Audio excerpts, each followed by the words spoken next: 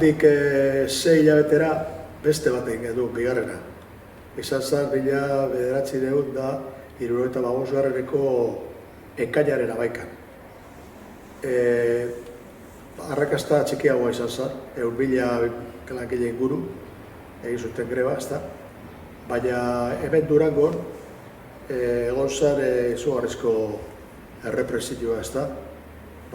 Egun horretan manifestazioan Goienkailen nik uste dut 80 pertsona inguru besterik ez geuden.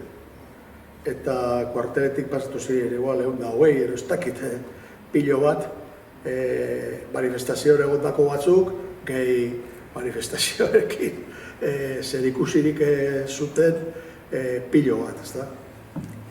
Ze Hidalgo kapitainak esata zeukan, que mientras esté yo en la comandancia esta de aquí, en Durango no se va a hacer una manifestación más.